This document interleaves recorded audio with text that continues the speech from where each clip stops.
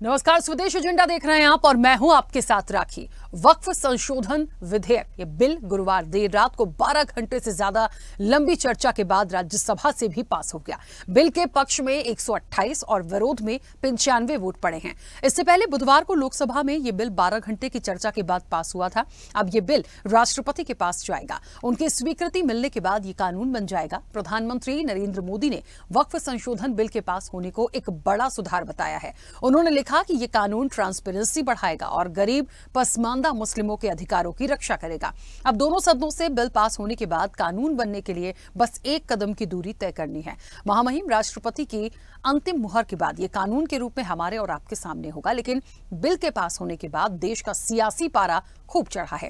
Congress DM के विरोध में सुप्रीम कोर्ट जाने की तैयारी में है, तो वहीं जेडीयू के मुस्लिम नेताओं ने बिल का खुलकर विरोध किया है और विरोध के बाद सियासी घमासान भी तेज होता नजर आ रहा है। ऐसे में क्या होंगे इस बिल के आगामी परिणाम और विरोध की ये स्वर कब थमेंगे, इसी पर करेंगे चर्चा। उससे पहले देखिए ये रिपोर्ट।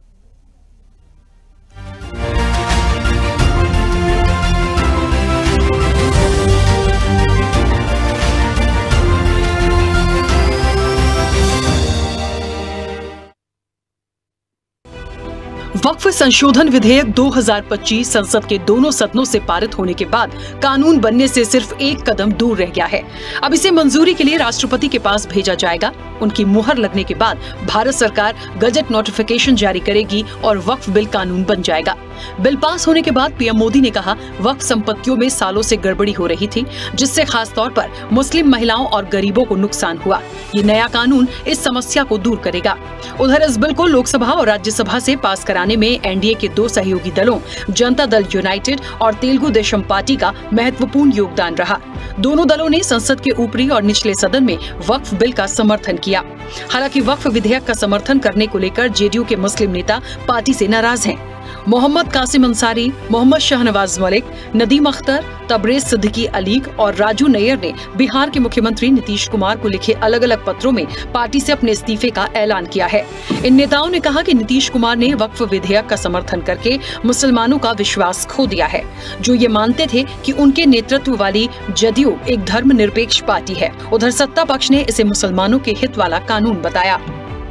पार्लियामेंट में कांग्रेस का पार्लियामेंट्री पार्टी का बैठक के दौरान एक स्टेटमेंट जारी हुआ था कि ये जो बिल है वो जबरदस्ती पास किया गया, बुलडोज किया है। तो इतना नियम नीति पालन करके अमेंडमेंट एक्सेप्ट करके नियम के तहत जब बिल पारित हुआ तो जबरदस्ती का सवाल कब होता है?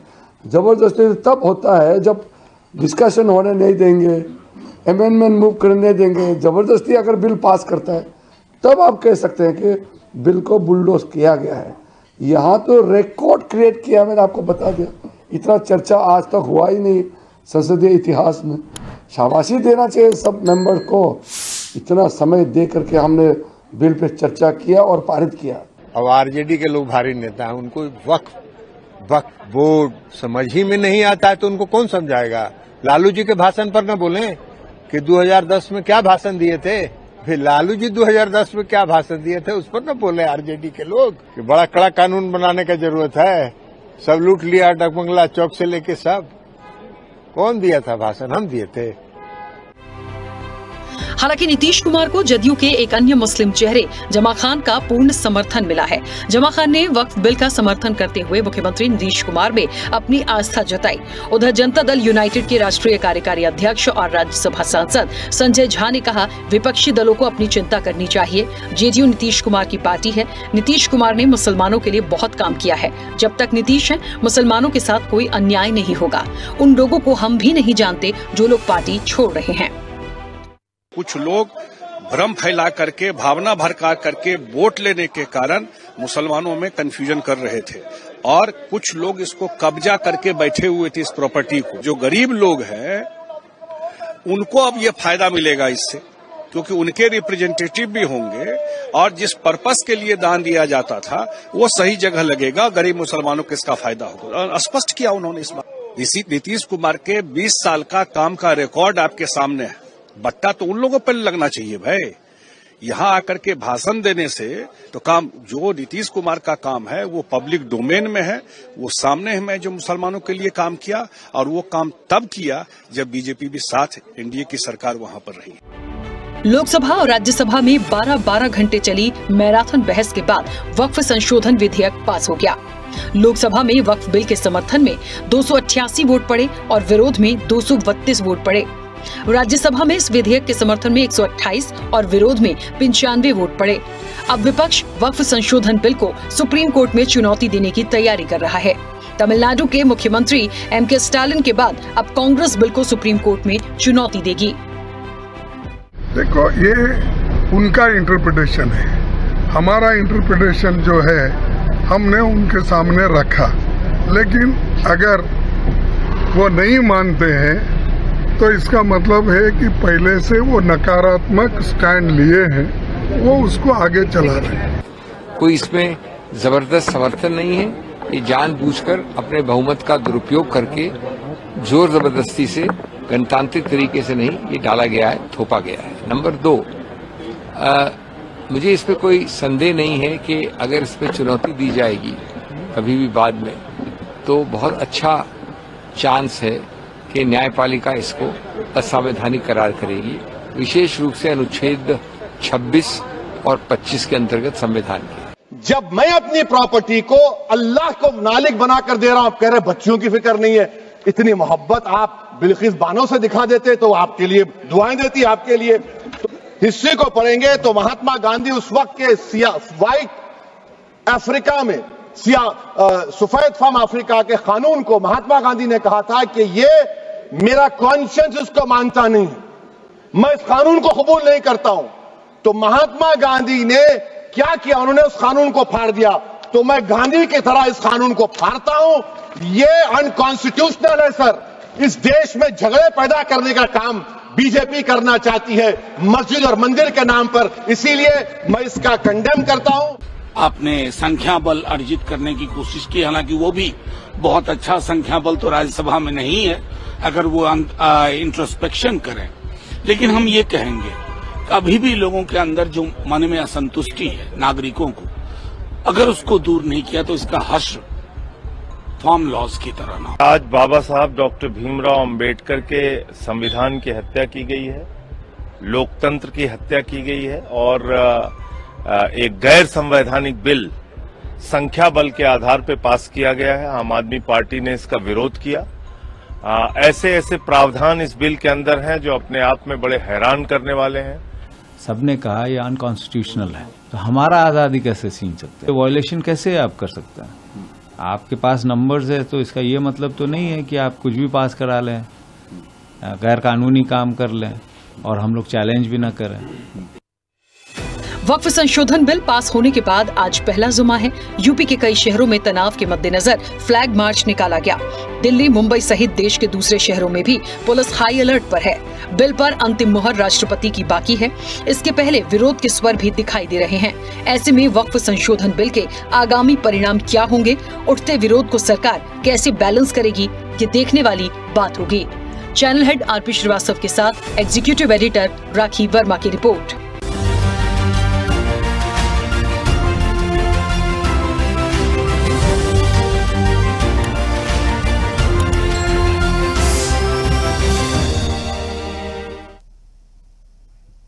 चलिए, तो वक्फ बिल पर संसद की मुहर लग गई, लेकिन जो विपक्ष है वो कहीं ना कहीं विरोध में है और सुप्रीम डगर की तरफ आगे कदम बढ़ाता हुआ दिख रहा है। इस पूरी तैयारी के साथ है।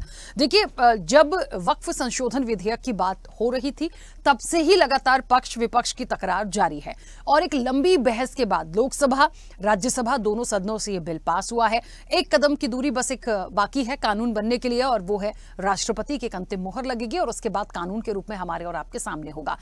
कितना फायदेमंद है, क्या क्या चीजें जोड़ी गई हैं, बहुत अच्छे से सरकार ने इन चीजों को क्लियर किया है। लेकिन कुछ लोगों ने इसका विरोध किया है, कुछ मुस्लिम संगठन भी ऐसे हैं जिन्होंने विरोध किया है और कुछ लोग समर्थन में भी हैं।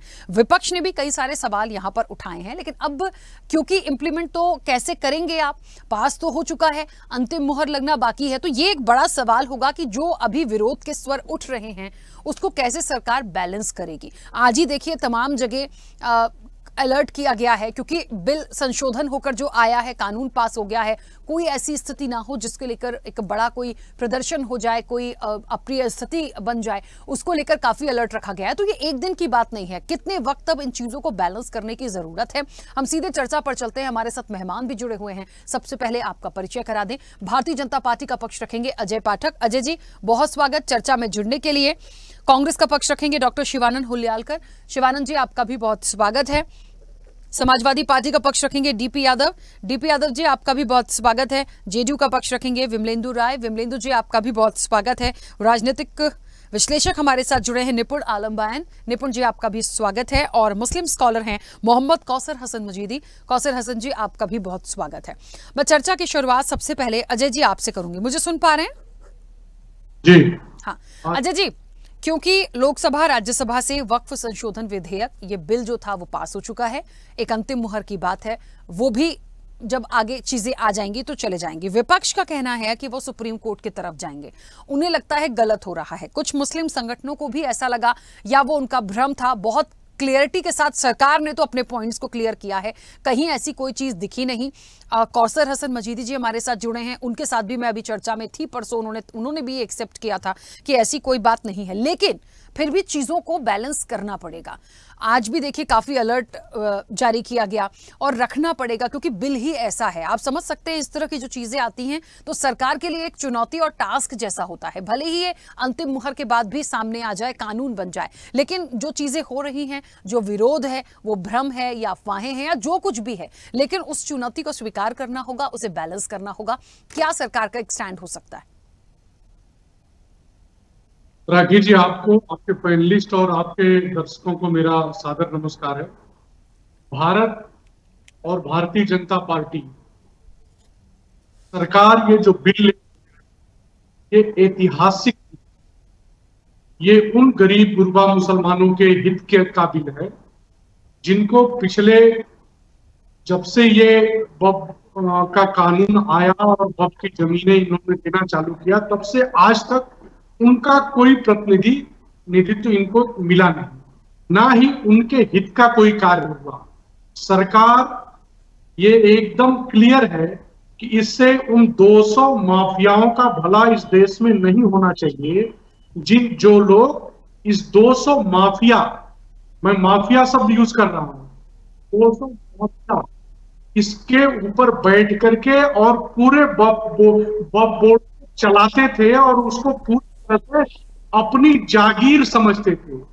यहां से बाकी सारी चीजें चली गई।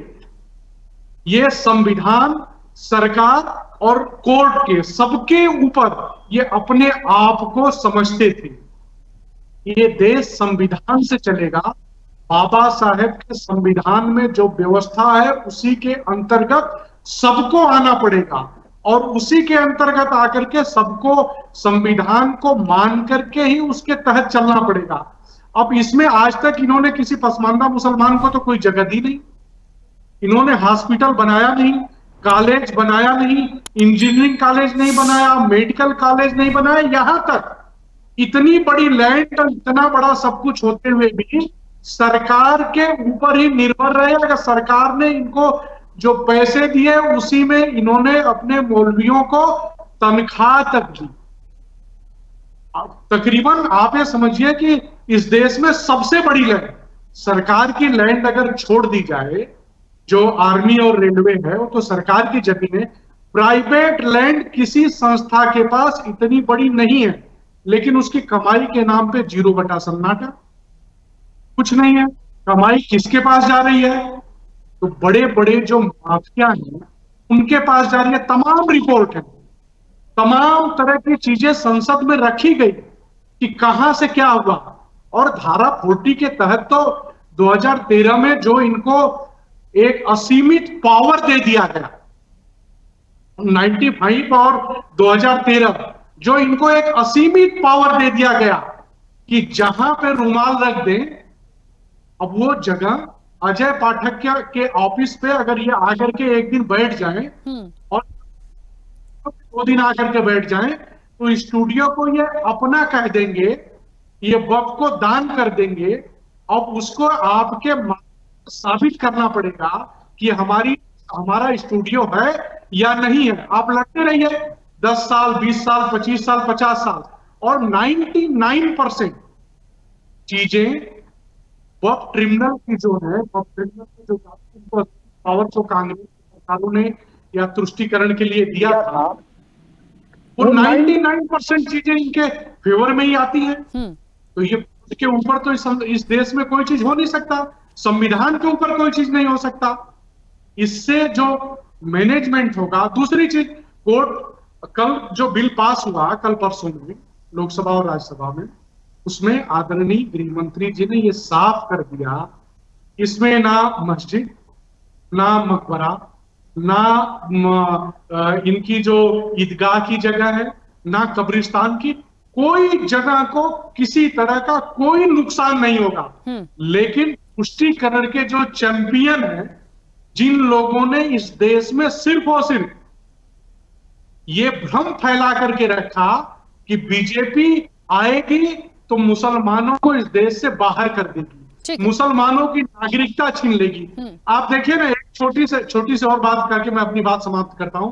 इन्होंने सीएए पे क्या कहा कि मुसलमानों की नागरिकता चली जाएगी।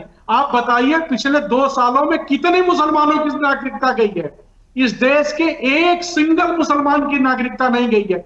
उसी तरह का ये भ्रम इसमें भी पैदा कर रहे हैं। लेकिन आज का मुसलमान ये जान गया है कि कांग्रेस और एनडी जो इनका गठबंधन है, सिर्फ और सिर्फ भ्रम पैदा करने का काम करता है। वो इसलिए थोड़े बहुत लोग हैं जो अपने स्वार्थवश इस तरह की चीजें करेंगे। लार्जेस्ट मुसलमान 99% इस बिल के फेवर में है। जो कुछ लोग माफिया हैं, जमीनों पे कब्जा करके बैठे हैं, जिनकी पीढ़ी दर पीढ़ी उससे फायदा उठाती आई है, हैदराबाद से लेकर के मुंबई तक। हैदराबाद में आप कल्पना करके देखिए कि एक होटल को, 5 स्टार होटल को सिर्फ 12,000 रुपए में जगह दे दी गई, सिर्फ 12,000 रुपए में। अगर उसमें मेडिकल बना दिए होते, स्कूल बना दिए होते, इंजीनियरिंग कॉलेज बना दिए होते, तो इनके बच्चे पढ़ते नहीं। ठीक है, लेकिन निजी स्वार्थ के लिए सिर्फ उन्होंने सारी चीजें की। ठीक है, चलिए वापस आऊंगी। शिवानंद जी सुन पा रहे हैं मुझे? शिवानंद जी, कांग्रेस है, डीएमके है, आप सभी लोग सुप्रीम डगर की तरफ रुख करने की तैयारी में है, सुप्रीम कोर्ट जाएंगे। क्यों, कहां मुख्य आपत्ति कांग्रेस को लगती? देखिए, अभी तक ये चर्चा हो रही थी कि मुस्लिम संगठन विरोध क्यों कर रहे हैं, कोई भ्रम है। अब कहानी आ गई है क्योंकि बिल तो पास हो चुका है, एक अंतिम मुहर की बाकी है, राष्ट्रपति जी की तरफ से अंतिम मुहर आनी है और ये कानून के रूप में आ जाएगा। विपक्ष जो मूल रूप से चीजों को ला रहा है, ऐसी कौन सी मुख्य आपत्ति है जिसको लेकर सुप्रीम कोर्ट का रुख करना पड़ेगा? हालांकि आप लोग का अधिकार है, बिल्कुल जाइए, लेकिन जानना चाहेंगे फिर भी। देखिए, वक्फ बोर्ड 1954 में वक्फ बोर्ड का स्थापना हो गया। उस टाइम जवाहरलाल नेहरू जी ने भारत पाकिस्तान जो दोनों अलग हुआ, उस टाइम बड़े बड़े जो मुस्लिम लोग पाकिस्तान चले गए, वो लोगों का जमीन यहाँ रह गया इंडिया में। ये जमीन गोर, गरीब, दलित जितने मुस्लिम भाई बहनों को मिलने के लिए वक्फ बोर्ड का स्थापना कर दिया। और वक्फ बोर्ड का आज तक किसी को भी तकलीफ नहीं है। देवे गौड़ा हो, आई.के. गुजराल हो, वीपी सिंह हो और अटल बिहारी वाजपेयी जी को कोई दिक्कत नहीं हुआ। नरेंद्र मोदी जी को धर्म के नाम पे तुष्टिकरण, गलत तुष्टिकरण से 3 तलाक का कायदा कानून लेके आया, जबरन लेके आया, जबरदस्ती लाया, क्योंकि मुस्लिम लोग वोटिंग करता है, उनको कोई वोटिंग मीटिंग कोई हुआ नहीं है। अब आ गए 400 पार। संविधान बदलने के लिए डॉक्टर बाबा साहब अम्बेडकर के ऊपर मैं बीजेपी प्रवक्ता को पूछना चाहता हूँ चैनल के माध्यम से, जय भीम बोली है? वो नहीं बोल सकते लोग, क्योंकि लिए आज देखिए इतना प्यार जिन्ना को मुसलमान के लिए, मुस्लिम लोगों के लिए जिन्ना को प्यार नहीं था, इतना प्यार नरेंद्र मोदी जी को कब से हुआ? इतना बड़ा ईद हुआ, ईद के लिए सादा मुबारक भी नहीं दिया देश के पंतप्रधान नरेंद्र मोदी जी और होम मिनिस्टर अमित शाह जी को पूछना चाहता हूं, कितना मुस्लिम भाई बहनों को इन्होंने नौकरी दिया, कितने लोगों को न्याय दिया? मैं भी हिंदू लोगों को कितना नौकरी दिया बताइए? बेरोजगार चरम पर है। आज अमेरिका में जो ट्रम्प ने जो डिसीजन लिया वो ढकने के लिए ये मुस्लिम वक्फ बोर्ड के ऊपर जानबूझ के इन्होंने धर्म के नाम पे तुष्टीकरण करना, हिंदू मुस्लिम करना, भारत पाकिस्तान करना, या मुस्लिम लोगों को डराना धमकाना। एक महाराष्ट्र के कैबिनेट मिनिस्टर बोलते मस्जिद में घुस के मारेंगे। हाई प्रोफाइल मर्डर हुआ बाबा सिद्दीकी का, आज तक इंक्वायरी नहीं हुआ। यूपी में आजम खान का आज भी बोलता है मेरे को कभी भी इनकाउंटर होता है। ये डर क्यों भाई, क्यों? सबको रहने का अधिकार है। भारत छोड़ो आंदोलन में मुस्लिम भाई बहनों 2 लाख लोग मरे हुए हैं। बीजेपी का कौन सा, आरएसएस का कौन सा कार्यकर्ता ये हुआ बताइए? भारत छोड़ो आंदोलन के लिए पूरा मुस्लिम बांधवों का उतना ही हक और अधिकार है, उतना ही डॉक्टर बाबा साहब अम्बेडकर संविधान में जिन्होंने जिस तरह से दिया है। इन्होंने जबरन करके वक्फ बोर्ड का मुंबई में, आज वक्फ बोर्ड का जमीन पे मुकेश अंबानी का पैलेस बना है, कल अदानी का पैलेस बंजर हिल पे बन जाएगा। यही मोदी और अमित शाह जी का आरएसएस का प्लान है। और डराना धमकाना कोई लेना देना नहीं। कितने मुस्लिम भाई बहनों को इन्होंने रोजगार दिया, कितना भाई बहनों को बैंकों को लोन दिया बताइए, दिखा दीजिए। गरीब बेचारे रोड पे नमाज पढ़ने गए, नमाज भी पढ़ने के लिए ये लोग पुलिस को जबरदस्त जबरन किया। योगी आदित्यनाथ को मैं निंदा करना चाहता हूँ, पुलिस को जबरन लेके सीबीआई, ईडी, इनकम टैक्स दबाना धमकाना। कितने मुस्लिम भाई बहनों को नौकरी दिया 10 साल में नरेंद्र मोदी जी? अमित शाह जी को पूछना चाहता हूँ। हिंदू मुस्लिम इधर कोई भी, राखी जी, कोई भी दुबई के राजा, अबू धाबी का राजा, कतर का राजा इंडिया आया तो उनके साथ हाथ जोड़ना, बिजनेस करना उन्होंने जबान दिया था। मुस्लिम भाइयों बहनों के हाथ में एक हाथ में लैपटॉप देंगे, एक हाथ में कुरान देंगे। कब दे रहे हैं? कब देना चाहते हैं? हम सुप्रीम कोर्ट में अभिषेक मनु सिंघवी जी, कपिल सिब्बल जी, बड़े बड़े लॉयर को खड़ा करके हम पूरा ये जो वक्फ बोर्ड का जो इन्होंने जिस तरह से हत्या किया, संविधान का हत्या किया, लोकशाही का हत्या किया, हम इसका पूरा सुप्रीम कोर्ट में खड़े होके इन्होंने जो जबरन बिल लाया है ये हम रद्द कर देंगे। हम मुस्लिम भाई बहनों को न्याय देने का हम काम करेंगे। क्यों संविधान के ऊपर भरोसा नहीं है?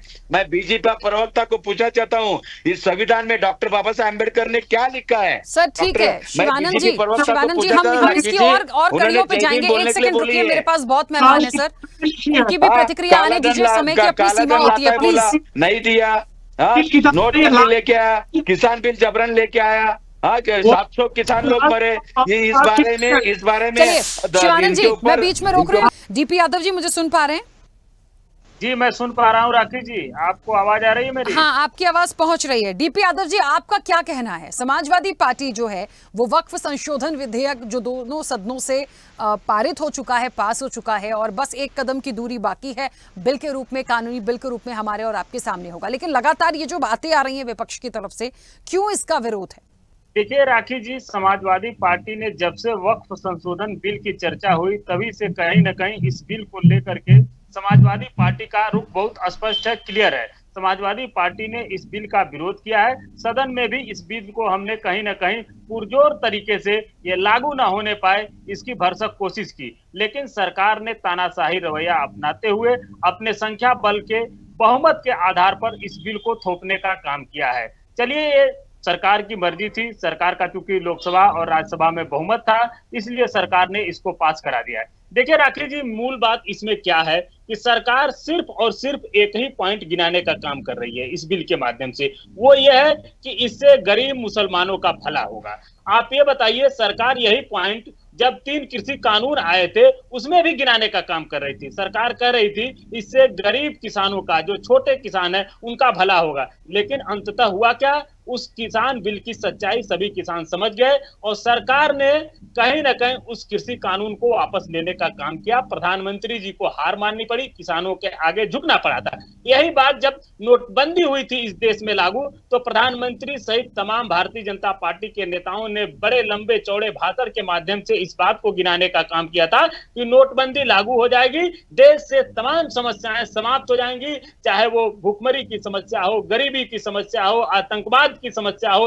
लेकिन वो समस्याएं और बढ़ गई। नकली नोट गुजरात में सबसे ज्यादा बढ़े हैं, गुजरात में पर्याप्त मात्रा में पाए जाते हैं, जहां का गुजरात मॉडल प्रधानमंत्री जी लेकर के आए थे। उसके बाद जो अगर सरकार को इतनी ही चिंता है गरीब मुसलमानों की, उनकी गरीबी समाप्त करना चाहती है, तो क्यों नहीं दलितों की गरीबी समाप्त करती है, क्यों नहीं पिछड़ों की भी गरीबी समाप्त करती है। सरकार के पास आज की तो तारीख में डिजिटलाइजेशन का जमाना है, सरकार के पास सारे डाटा है, सरकार के पास आधार कार्ड है, सरकार सभी को देश में जितनी जमीनें हैं बराबर बराबर बांट दे, गरीबों की समस्याएं समाप्त हो जाएंगी, दलितों की भी समस्याएं समाप्त हो जाएंगी, पिछड़ों की भी समस्याएं समाप्त हो जाएंगी, और कहीं ना कहीं जो मुस्लिम गरीब है उनकी भी, ईसाइयों की भी, सिखों की, सबकी समस्याएं समाप्त हो जाएंगी। लेकिन सरकार की नीयत ठीक नहीं है। सरकार कहीं ना कहीं इस बिल के माध्यम से जो झगड़े, फसाद, तमाम तरह के कानूनी दांवपेच हैं, उसको एक जो है ऐसा रूप देना चाहती है जो आगे भी जारी रहे।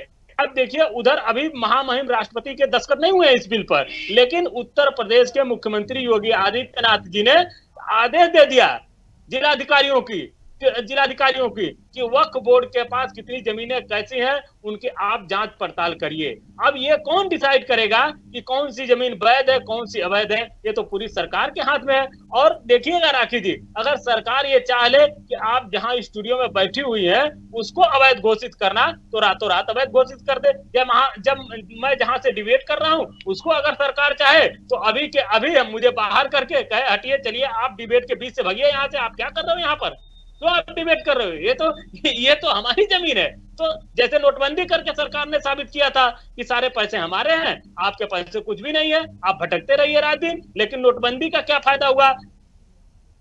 कुछ नहीं फायदा हुआ। तो केवल सरकार एक झुंझुना पकड़ाने का काम कर रही है। सरकार के पास कुछ नहीं है, न तो गरीबी से सरकार के लड़ने के लिए कोई कार्य योजना है, न तो बेरोजगारी से लड़ने के लिए, न तो स्वास्थ्य समस्या से लड़ने के लिए कोई सरकार के पास कार्य योजना। आज उत्तर प्रदेश में रोज 11 बलात्कार हो रहे हैं, दिन रात उत्तर प्रदेश में हाहाकार मुझे एक बात, मैं ठीक है आपकी बात को मानती हूं, लेकिन एक चीज जो वैध और अवैध वाली आई है, क्योंकि सरकार का ये पॉइंट है इस बिल संशोधन में कि यदि कोई चीजें वैध हैं उनको कोई डिस्टरबेंस नहीं करेंगे, जो जमीनें हैं या व्यक्तिगत जमीनें हैं उनमें भी कोई छेड़छाड़ नहीं होगी। तो फिर हम कैसे कह रहे हैं कि जो अवैध होंगी और वैध होंगी आइडेंटिफाई होंगी? भाई इतनी सारी जो जमीनें हैं वक्फ की, जो दान की जमीनें हैं, आज तक उन पर कुछ नहीं हुआ है, तो उनका भी तो एक रिकॉर्ड होता होगा ना। और सबसे ज्यादा संपत्ति तो उत्तर प्रदेश में है ही, वक्फ की तो सबसे ज्यादा चीजें हैं। तो मुझे लगता है कि सबको तो अवैध घोषित नहीं कर देगी सरकार, ये भी देखना पड़ेगा हमें। बिल्कुल एग्जैक्टली राखी जी, यही बात है, आपने सही बात कही कि टेक्निकल पॉइंट इस बिल का यही है कि कौन सी वैध है, कौन सी अवैध है। सरकार की नजर में सारी वक्फ संपत्तियां अवैध घोषित कर दी जाएंगी। तो ये तो जांच का विषय है। नहीं, सब अवैध कैसे होंगी सर? बड़ी बड़ी जो, यदि मान लीजिए किसी जमीन पे कोई इमारत स्थल या कब्रिस्तान या दरगाह या मस्जिद है, उसको सरकार डिस्टर्ब नहीं कर सकती है। यदि आप सोच रहे हैं कि कोई मस्जिद है या कोई कब्रिस्तान है और सरकार कह दे कि वक्फ की जमीन पर था या है और अब हम इसको अवैध कर रहे हैं, तो ऐसा नहीं है। नहीं, एक मिनट राखी जी, ये भारतीय जनता पार्टी के पहले की सरकारों में होता था। क्या सही है क्या गलत है, लेकिन भारतीय जनता पार्टी की सरकार में खाता न बही, जो भाजपा की सरकार कहे वही सही। अच्छा, एक सेकंड रुकिए, मैं जल्दी छोटी छोटी सी प्रतिक्रिया मेहमानों की आ जाए। अजय जी एक सेकंड दीजिएगा, और शिवानंद जी प्लीज 1 मिनट रुकिएगा। विमलेंदु जी मुझे सुन पा रहे हैं? विमलेंदु जी हाँ, आपकी आवाज कम आ रही थी। विमलेंदु जी, अब एक सवाल, क्योंकि जेडीयू के साथ क्या हो गया? मतलब ठीक है, जेडीयू है, टीडीपी है, क्योंकि समर्थन है और समर्थन से ही पूरी सरकार बनी थी। हमने लोकसभा में तमाम चीजें देखी, यहाँ भी समर्थन हुआ, अच्छी बात है। लेकिन इस समर्थन के बाद आपके अपने ही कुछ ऐसे लोग हैं जो साथ छोड़ रहे हैं, नाराज हो रहे हैं, ऐसा क्यों? और क्या इसका नुकसान बिहार इलेक्शन में नहीं होगा? कहीं ना कहीं जेडीयू को क्या नुकसान होगा इसके बाद? देखिए, कोई नुकसान कुछ नहीं होना है। जो लोग आ रहे हैं या जो लोग जा रहे हैं, मान लीजिए जो लोग जाने वाले हैं वो ऑलरेडी जाने वाले हैं, इसलिए चले गए। ठीक है, उनको बात है कि उनको जाना था, इसीलिए वो चले गए। माननीय नीतीश कुमार जी ने बिहार में जितना काम मुसलमानों के लिए, अल्पसंख्यकों के लिए किया है, वो किसी से सर्टिफिकेट लेने की जरूरत नहीं है। कांग्रेस, सपा या जो भी ऐसे दल हैं जो आज पूरी तरह से मुस्लिम तुष्टीकरण की तरफ देश को ले जाना चाहते हैं, और क्या कर रहे हैं? और कुछ नहीं कर रहे। ये वक्त विधेयक अधिनियम में जो भी बदलाव हुए हैं वो राष्ट्र हित को ध्यान में रख के किया गया है। किसी एक समुदाय विशेष को जो है, अगर आप उससे कहिएगा कि इसको, उसी को टारगेट किया जा रहा है, अरे वक्फ बोर्ड की जो आमदनी होगी, उस आमदनी को आप क्या चाह रहे हैं कि उससे जो आमदनी आए, उस आमदनी को कुछ चंद लोग, कुछ मुट्ठी भर लोग इस देश में उसका लुत्फ उठाएं, आनंद लें। आप समझिए कि 9 लाख जो है वह एकड़ जमीन है पूरे देश में, और आमदनी सिर्फ 140 करोड़ रुपया दिखाते हैं ये लोग। ये वास्तविक आमदनी नहीं है। सरकार का जो कंट्रोल होना चाहिए वक्त पे, वो कंट्रोल आज के बाद से पहले नहीं था। कांग्रेस ने 2013 में इतने सारे संशोधन किए और पिछले 70-75 साल में कांग्रेस ने इतने उसमें अमेंडमेंट कर दिए थे कि वो पूरा का पूरा वक्फ अधिनियम एक चंद मुट्ठी भर लोगों के अंदर था। तो माननीय प्रधानमंत्री मोदी जी ने और हमारी जो पार्टी है नीतीश कुमार जी ने, उन्होंने उस संशोधन में जो भी चीजें आई उसमें जेपीसी में हमने अपनी बातें रखी और हमारी बातों को सरकार ने गंभीरता से लिया, क्योंकि हमारे मुद्दे जो थे उन मुद्दों पर जो है वह सरकार का कहना था नहीं ये जायज मुद्दे हैं। अब विरोध करना है कुछ पार्टियों को, खासकर कांग्रेस, आरजेडी, जिन पार्टी का कांग्रेस का तो जनाधार बिहार से खत्म हो गया, यही सब करते रहे वो सब दिन। 1989 में दंगा हुआ था, कांग्रेस की सरकार थी उस समय बिहार में, लोगों ने देखा है कांग्रेस की सरकार को। अब फिर उसके बाद लालू जी आए तो उनकी भी सरकार को देखा है लोगों ने। तो इसलिए मेरा कहना सिर्फ यही है कि जनता दल यूनाइटेड पूरी तरह से, कोई एक जनता दल यूनाइटेड किसी धर्म विशेष की पार्टी नहीं है। हमारी पार्टी सर्व धर्म संप्रदाय पूरी तरह से समाजवाद के सिद्धांत से हम अपने कार्य को आगे बढ़ाते हैं और उसी के तरफ काम करते हैं। कौन आया कौन गया, यहाँ माननीय नीतीश कुमार जी नेता है, सर्वमान नेता है। माननीय नीतीश कुमार जी को 20 वर्षों से बिहार के लोगों ने पूरी तरह से जो है वह आप समझिए कि पूरी निष्ठा के साथ वो काम भी कर रहे हैं। और वक्फ विधेयक से जो भी बदलाव अमेंडमेंट करना था वो सब हो गए, कानून बनने की प्रक्रिया हो गई, कानून बन गया। अब मैं विपक्ष से यही कहूंगा कि हल्ला खूब मचा लीजिए, आप चले जाइए सुप्रीम कोर्ट, आप चले जाइए हाई कोर्ट, लोकतंत्र है, यहाँ की प्रक्रिया ही ऐसी है। कोई 1975 का इमरजेंसी तो देश में लगा नहीं है, यह देश तो पूरी तरह स्वतंत्र है, आपको आजादी है, आप अपनी बात रख सकते हैं ठीक है कानून के दायरे में। लोग कह रहे हैं कि नहीं संविधान को इन्होंने, अरे संविधान के अनुसार ही कानून बने हैं। अगर आपको लगता है कि संविधान के अनुसार नहीं बने हैं तो कृपया कर कोर्ट खुला हुआ है, अरे ये सब मत दिखाइए फोटो वोटो, ठीक है, फोटो तो अपने नेताओं को दिखाइए, ठीक है। कानून पूरी तरह से भारत राष्ट्र आज सुरक्षित हाथों में है और एनडीए की सरकार पूरी मजबूती के साथ है। ठीक है, विमलेंदु जी वापस आऊंगी, ठीक है, बीच में रोक रही हूँ। निपुण जी मुझे सुन पा रहे हैं? राखी जी मेरे को बोलने दीजिए। 1 मिनट जी बस 1 सेकंड रुकिए सर, बाकी 2 मेहमान छोटी छोटी सी प्रतिक्रिया आ जाए, उसके बाद मैं समय दूंगी जल्दी जल्दी से। निपुण जी मेरा आपसे ये प्रश्न है, क्योंकि आप एक राजनीतिक विश्लेषक हैं, महत्वपूर्ण सवाल ये है कि कानून बन गया या एक अंतिम मुहर राष्ट्रपति की आएगी, वो बन जाएगा, बिल तो पास हो गया तो हम इसको ऐसे ही मान के चले चीजें आ गई। भ्रम है नहीं है, किसको फायदा है किसको नुकसान है, इसको भी एक तरफ रख। लेकिन एक महत्वपूर्ण बात है, इसके आने के बाद ये जो विरोध है, विपक्ष का काम भी है, वो विरोध कर सकते हैं, वो सुप्रीम कोर्ट जा सकते हैं, वो सारी चीजें कर सकते हैं, विपक्ष को पूरा राइट है। लेकिन जो जेडीयू के साथ हुआ बिहार में, क्योंकि इलेक्शन है, क्या उसका कोई एक नुकसान या खामियाजा क्या नीतीश जी को भुगतना पड़ सकता है? जेडीयू भले कह रही है कि कोई फर्क नहीं पड़ता, लेकिन क्या इसका एक प्रभाव बिहार इलेक्शन में दिखेगा, नीतीश जी के लिए दिखेगा? दूसरी महत्वपूर्ण बात है कि अब इसके विरोध को कैसे सरकार बैलेंस कर सकती है? थमेगा ये मामला, कुछ दिन का है, या फिर ये शोर हल्ला ऐसे ही चलता रहेगा? प्रश्न आपका बड़ा शानदार प्रश्न है, और थोड़ा सा अगर हम इस वक्फ बोर्ड को पूरे मैटर को देखें तो आप देखेंगे कि 75% जो केसेस थे इस वक्फ बोर्ड के तहत वो पंसमादा मुस्लिम के थे केस, कि हमारी जमीनों पर वक्फ बोर्ड ने कब्जे कर लिए थे। 75%।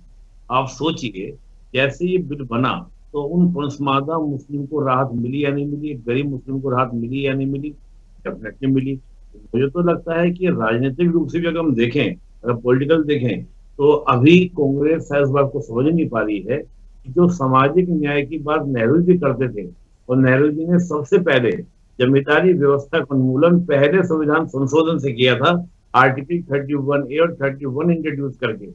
आज वही कांग्रेस जो सोशल जस्टिस का कॉन्सेप्ट लेकर आई है बीजेपी गवर्नमेंट के द्वारा, आज कांग्रेस का विरोध कर रही है। मैं बड़ा आश्चर्यचकित हो रहा हूँ, और मुझे लगता है कि ये कहीं ना कहीं चाहे जदयू हो और बीजेपी हो, इसका लाभ मिलेगा। और जो एक परंपरागत रूप से माना जाता है कि मुस्लिम वोट बीजेपी को नहीं मिलता, मुझे तो ऐसा लग रहा है कि बीजेपी अब अच्छी खासी पकड़ करीब मुस्लिम बनाएगी और पसमर्दा मुस्लिम बनाएगी।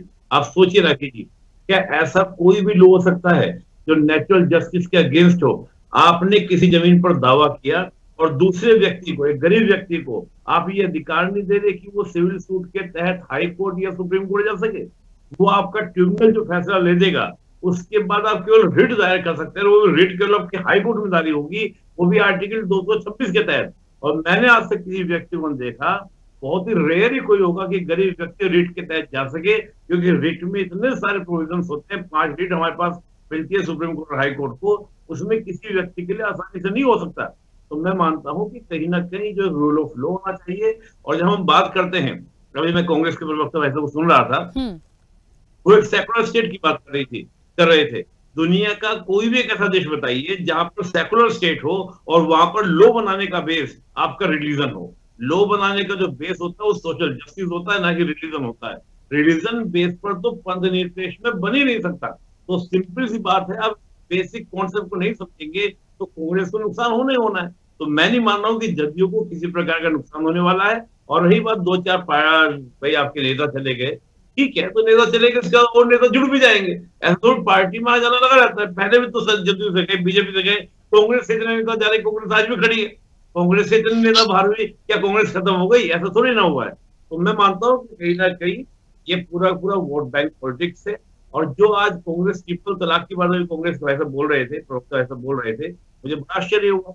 क्या ट्रिपल तलाक जो महिलाओं के अधिकार की बात करता है, क्या महिलाओं को केवल हिंदू महिलाओं को अधिकार मिलना चाहिए, मुस्लिम महिला को अधिकार पाने का अधिकार नहीं? क्या कांग्रेस आज इतना ज्यादा डूब चुकी है वोट बैंक की राजनीति में कि वो मुस्लिम वोट बैंक को साधने के लिए महिलाओं का विरोध कर रही है? मैं समझता हूँ कांग्रेस नाप तोल के बोले कि आपका असर क्या पड़ रहा है, क्या बोल रहा है। आप बात रखिए, आपको सुप्रीम कोर्ट न्यायपालिका जाने का पूरा अधिकार है। लेकिन अगर मैं लीगल ग्राउंड पे भी देखूं, तो चाहे मैं सेकुलर स्टेट की बात करूं, आर्टिकल 25, 26, 29 और 30 की बात करूं, वहां भी चीख कर लिखा हुआ है कॉन्स्टिट्यूशन के अंदर कि कोई भी ऐसा लोग अगर राज्य चाहेगा तो बना सकता है। आर्टिकल में संविधान की बात कर रहा हूँ, इसमें साफ साफ लिखा है कि राज्य को कोई भी ऐसा कानून बनाने से नहीं रोका जाएगा, चाहे आपका कोई भी अधिकार न हो, जो आपका लोक व्यवस्था, सुरक्षा, सामाजिक न्याय में बाधा बने। ठीक है निपुण जी, ठीक है, रोकूंगी, बीच में वापस आऊंगी। मोहम्मद कौसर हसन जी, मुझे सुन पा रहे हैं? सुन रहा हूं। हाँ कौसर हसन जी, पहले भी क्योंकि आपने बिल को लेकर बहुत सारी बातें कही थी जब हम चर्चा में थे, तब क्योंकि बिल पर बहस हो रही थी, चर्चा हो रही थी। बिल दोनों सदनों से अब पास हो चुका है, सिर्फ राष्ट्रपति की एक अंतिम मुहर लगनी है और इसको तो भी एक एक्सेप्टेबल ऐसे ही है कि अब वो कानून के रूप में हमारे और आपके सामने होगा। बात इस चीज की है कि अब इसको लेकर विपक्ष सुप्रीम कोर्ट जाने की तैयारी में है। कुछ मुस्लिम संगठन पहले से ही विरोध कर रहे थे, वो वैसे ही कह रहे हैं कि संविधान का उल्लंघन है ये, उसके खिलाफ हो गई ये चीजें। ऐसा क्या हो गया? और एक बात अभी समाजवादी पार्टी ने निकाली, वैध और अवैध को कैसे आइडेंटिफाई करेंगे? भाई कोई तो रिकॉर्ड होता होगा, कोई भी दान की भी जमीन है यदि, तो क्या उसका कोई रिकॉर्ड नहीं है? उस पर क्या बना है, वो कहाँ यूज हो रही है, कितने सालों से हो रही है, इसका तो रिकॉर्ड होता है ना। ऐसे थोड़ी है कि कोई भी चीज है और सरकार कह देगी कि इसको हम अवैध कर दें। ये वो प्रश्न है जो समझने की जरूरत है। धन्यवाद राखी जी। मैं अपने सभी साथी पैनलिस्टों का अभिवादन करता हूं। देखिए ऐसा है कि ये जो वक्फ का मुद्दा है या जो वक्फ बोर्ड है, ये वक्फ बोर्ड बनाए ही इसीलिए गए थे क्योंकि वक्फ की संपत्ति को बेचा नहीं जा सकता है। वक्फ अल्लाह की राह में होता है, एक उसका लाभ प्राप्त किया जा सकता है और उसके लाभ से समाज को लाभान्वित किया जा सकता है, इसलिए वक्फ बनाए जाते हैं। एक वक्फ अलल खैर होता है, एक वक्फ अलल औलाद होता है। जो अलल औलाद होता है उसमें पीढ़ी दर पीढ़ी उसकी संतानों को फायदा मिलता है। जो अलल खैर होता है उसमें सभी लोगों को लाभ मिलता है। ये जो ये वक्फ हो गया। अब इन वक्फों को कोई बेच ना सके, कोई नुकसान ना पहुंचा सके, इसलिए एक वक्फ बोर्ड बना दिया गया जो गालिबन 1925 में बना हुआ था। उसका मकसद ये था कि उसका काम सिर्फ और सिर्फ ये देखना था कि हम इन सारी संपत्तियों के अभिलेख रखें और ये देखें कि उसको नुकसान तो नहीं पहुंचा रहा, उसको कोई बेच नहीं रहा और उसके जो वक्त करने वाली की मंशा थी, उसका जो इरादा था, उस इरादे की तो तौहीन तो नहीं हो रही।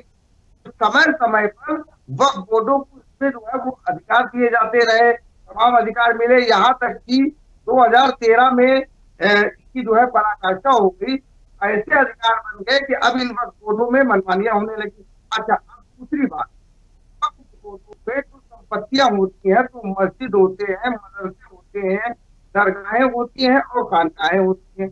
अब ये बड़ी अहम बात है, बड़ी जिम्मेदारी के साथ मैं कह रहा हूँ कि इसमें सबसे बड़ा स्टेक अगर किसी का है तो वो सूफी सुन्नी मुसलमानों का है, क्योंकि दरगाहें, मज़ारें और उससे जुड़ी मस्जिदें और मदरसे ये सब जगह होते हैं और इनकी आबादी भी सुन्नी मुसलमानों में सबसे बड़ी आबादी है। अब मसला यहाँ पे ये दरपेश आया, अब इसके बारे में जो विरोध हो रहा है, जो आपने पूछा विरोध क्यों हो रहा है, मेरी एक चीज समझ में नहीं आ रही है। इस पूरे जो बिल को मैंने कई बार पढ़ा, हर एंगल से पढ़ा, उसमें कोई भी ऐसी चीज नहीं है, उसमें साफ साफ कहा गया है कि आज की तारीख तक जो वक्फ है उनका सर्वे तक नहीं होगा और उन वक्फों में मस्जिद है और मदद जो धार्मिक चीज है उनका कोई जरूर नहीं किया जाएगा। तो जब ये सारी बातें हो रही हैं तो ये विरोध क्यों हो रहा? ये विरोध करने वाले प्रमुखता से 3 प्रकार के लोग हैं। एक तो मुस्लिम पर्सनल लॉ बोर्ड विरोध कर रहा है, दूसरा जमीयत उलमा हिंद का विरोध कर रही है और तीसरे पाकिस्तान के दुर्दांत आतंकवादी मुल्ला अशरफ अब्दुल्लाही जो भारत के खिलाफ जिहाद का फतवे देता है, उसको आदर्श मानने वाले मुल्ला मौलवी लोग भी इसका विरोध कर रहे हैं। बाकी जिनका सबसे बड़ा स्टेक है वो कोई विरोध नहीं कर रहा है। तो अब ये क्यों विरोध हो रहा है, इसका भी कारण सुन लीजिए। मुस्लिम पर्सनल लॉ बोर्ड क्यों विरोध कर रहा है? मुस्लिम पर्सनल लॉ बोर्ड जो है सियासत करने वाला एक समूह है, मैं कई बार कह चुका हूँ।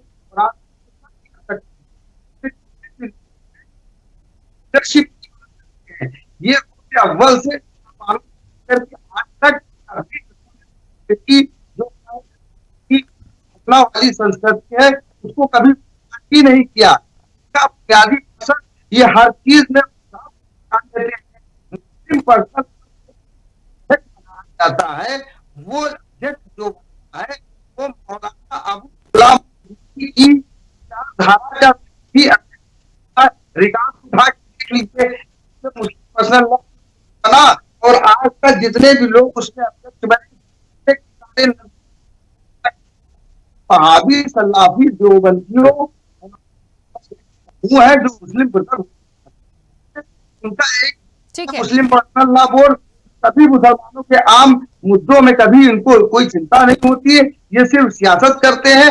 हाँ, तकलीफ इस बात की है कि जो आम मुसलमान हैं उन्होंने कभी अपना कोई ऐसा मंच ही नहीं बनाया, सामाजिक मंच जिससे वो पहचाने जाएं। तो इसलिए दुनिया इन्हीं दोनों तंजीमों को जो मात्र 15% सुन्नी मुसलमानों का रिप्रेजेंटेशन करते हैं, इन्हीं को सारे मुसलमानों का लीडर मान करके सारी सच्चाई मान लेते हैं। ठीक है, चलिए, क्योंकि समय की सीमा रहेगी, बहुत सारे मेहमान कुछ कहना चाह रहे थे, जल्दी जल्दी से अपनी बात रखिएगा। बोलिए अजय जी, सबसे पहले आप।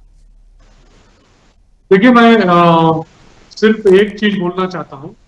जैसे कांग्रेस के प्रवक्ता और समाजवादी के प्रवक्ता ये मुस्लिमों के सबसे बड़े रहनुमा, ये मुस्लिमों के भी मुस्लिम हैं। इनसे बड़ा इस देश में मुस्लिमों का रहनुमा कोई पैदा ही नहीं हुआ, न होगा। ये अपने आप को, ये दोनों लोग मुस्लिमों की सारी जो समस्या है उसका समाधान इनकी सरकारों में, कांग्रेस की सरकार में। जिन्ना मत बनो, जिन्ना मत बनाइए और बड़े से मत बनाइए। इतना चिंता है कि मुसलमान भाई बहनों को नमाज नहीं पढ़ने दिया। क्या बात कर रहे, इंसानियत है आप में? कोई गुंडागर्दी करना, दादागिरी करना, बीच में चिल्लाने, सत्य का मिसयूज करना, यही काम है आपका। मिर्ची लगने लगी रहनुमा को। हाँ, मिर्ची। संभल का दंगा के क्या हुआ? हाँ, सुप्रीम कोर्ट का चीफ जस्टिस ने क्या बोला? मस्जिद के नीचे शिवलिंग ढूंढ रहे हो, ये चलता है क्या? हाँ, उस टाइम मोदी साहब कुछ नहीं बोला, अमित शाह जी ने कुछ नहीं बोला। संभल में दंगे हुए, हाथरस में हुए, नागपुर में दंगे हुए, अभी भी राखी। ठीक है शिवानंद जी, एक सेकंड रुकिए, मैंने समय दिया है और सबको मैं समय दे रही हूँ सर। ऐसे क्या होगा, दोनों जन का ऑडियो एक साथ आएगा, मैं सुन नहीं पाऊंगी। मैं समय दे रही हूँ, जल्दी जल्दी से एक एक करके अपनी बात रखिए। ऐसे झगड़ा करने से तो सर होगा नहीं। अजय जी थोड़ा जल्दी से कंप्लीट कीजिएगा। हाँ अजय जी को मैं पूछना चाहता हूँ, इतना प्यार राखी जी मोहम्मद जावेद सुप्रीम कोर्ट गए हैं, कांग्रेस की अध्यक्षा ने उनको बोला होगा, 10 जनपद से आदेश आया होगा कि सुप्रीम कोर्ट जाओ, तो सुप्रीम कोर्ट गए, 370 पे भी सुप्रीम कोर्ट गए, बाकी चीजों पे भी। इस देश में जो भी अच्छा कार्य होगा कांग्रेस को बर्दाश्त नहीं होगा, वो किसी के लिए हो, वो किसी के लिए। ये लोग पिछड़ा की बात कर रहे थे अभी लोग, अरे पिछड़ा आयोग आपके जमाने में 65 सालों में नहीं बना पाए, इसी मोदी जी की सरकार ने पिछड़ा आयोग बनाया। इस देश में 99% लोगों को इस बिल से आज तक मुस्लिम समाज को सिर्फ नुकसान हुआ। ठीक है अजय जी, ठीक है। कांग्रेस के शिवानंद जी बोलिए। 200 माफिया। राखी जी मैं पूछना चाहता हूँ बीजेपी प्रवक्ता को, इतना प्यार क्यों आ गया अचानक? इतना नरेंद्र मोदी जी रिटायर्ड होने जा रहे हैं। ठीक है अजय जी, नागपुर से संदेश आया है, वक्फ बोर्ड का मुद्दा उठाओ। 3,500 करोड़ रुपए बजट था मुस्लिम बांधवों के लिए। निर्मला सीतारामन और नरेंद्र मोदी जी दोनों मिलके 60,000 करोड़ का बजट कम करके 1,000। अजय जी मैंने समय दिया सर, प्लीज रिक्वेस्ट कर रही हूँ, 1 मिनट रुक जाइए। राखी जी मैं पूछना चाहता हूँ, 3,500 करोड़ रुपए बजट था मुस्लिम बांधवों के लिए, इन्होंने कम करके 1,000 करोड़ रुपए क्यों किया? क्यों तुष्टीकरण की भावना है? क्यों इस तरह से आप भेदभाव करते हो? आज देखिए अदानी को मुंबई में धारावी स्लम झोपड़पट्टी दिया राखी जी, 1 लाख एकड़ जमीन दिया नरेंद्र मोदी जी ने।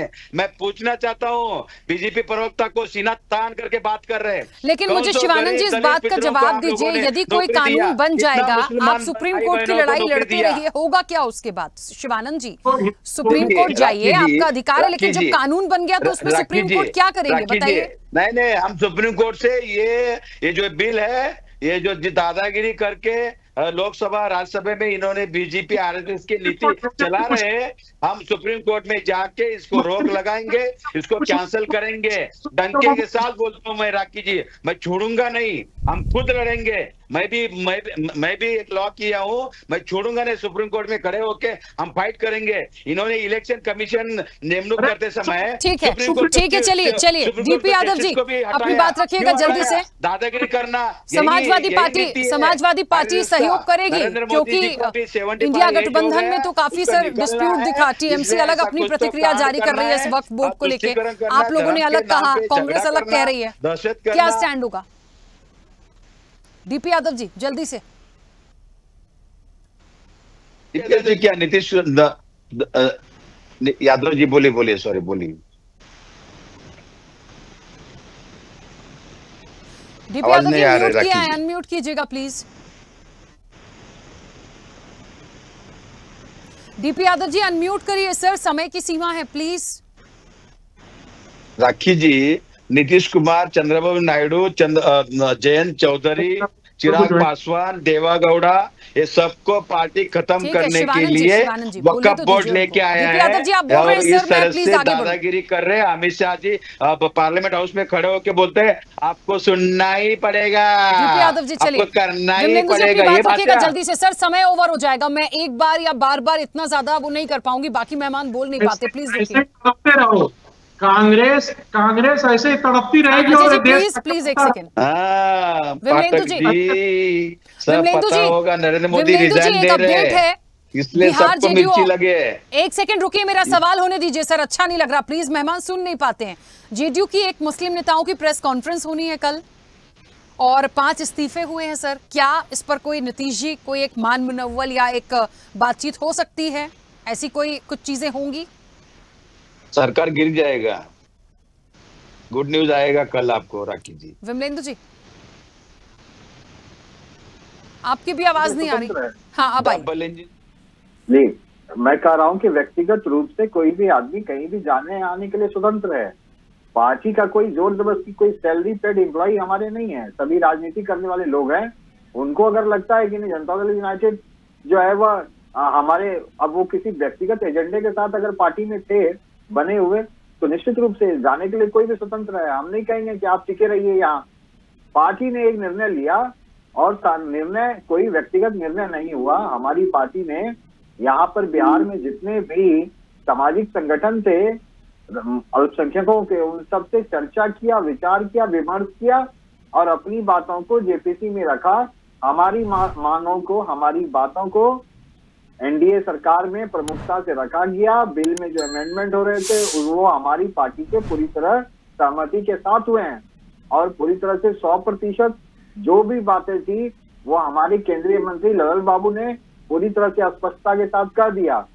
नीतीश कुमार जी को, जनता दल यूनाइटेड को, विरोधी दल के आरजेडी और कांग्रेस से कोई सर्टिफिकेट लेने की जरूरत नहीं है। ठीक है, ठीक है, क्योंकि समय की सीमा है। निपुण जी बहुत जल्दी से संक्षिप्त प्रतिक्रिया, क्या अपडेट आने वाले समय में देखें? काम किया वो है। निपुण जी जल्दी से। देवेगौड़ा ये सब रिजाइन देंगे। शिवानंद जी सर एक मिनट प्लीज। निपुण जी मुझे सुन पा रहे हो तो जल्दी से संक्षिप्त में बताइए क्या अपडेट आने वाले समय में संशोधन विधेयक पर?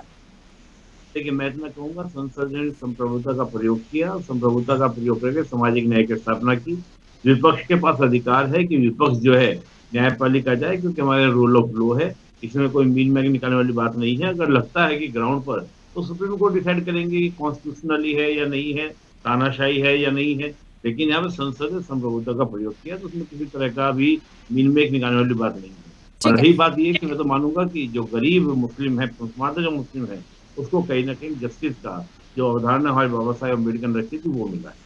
ठीक है, चलिए क्योंकि समय की सीमा है और मुझे लगता है धीरे धीरे और चीजें इस पर निकल कर आएंगी, इतनी जल्दी तो ये मामला नहीं रुकेगा। तो देखते हैं क्या अपडेट होगी। आप सभी का बहुत शुक्रिया इस चर्चा में जुड़ने के लिए। तो वक्फ संशोधन विधेयक दोनों सदनों से पास हो चुका है, एक अंतिम मुहर बाकी है जो राष्ट्रपति की लगनी है और उसके बाद ये कानूनी रूप से एक बिल बनकर हमारे आपके सामने होगा। लेकिन जो विरोध लगातार इस वक्फ बोर्ड की जब डिस्कशन हो रही थी, जब बहस इस पर चल रही थी, तब से विरोध विपक्ष की तरफ से लगातार चले आ रहा है। कुछ मुस्लिम संगठनों का भी था, लेकिन उनके पॉइंट्स को समझने की जरूरत है। यदि वाकई में ऐसा लगता है कि कहीं कुछ गलत हुआ है तो विपक्ष जा रहा है सुप्रीम कोर्ट। सुप्रीम कोर्ट का जो भी वर्डिक्ट होगा वो देखने वाली बात होगी, लेकिन कानून बनने के बाद उस पर क्या एक फैसला सुप्रीम कोर्ट दे पाएगा, ये भी बहुत सारे ऐसे सवाल हैं जो आने वाले समय में हमें इस पूरे विधेयक को लेकर देखने होंगे। फिलहाल चर्चा में इतना ही। बने रहिए स्वदेश न्यूज के साथ। सबसे पहले देश।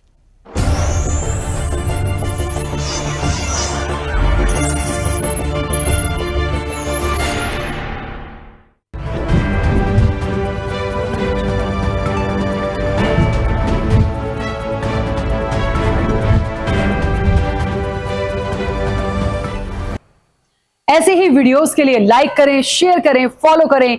YouTube पर जाकर सब्सक्राइब कर बेल आइकन दबाना ना भूलें और ताजा अपडेट्स के लिए swedeshlive.com पर जरूर जाएं।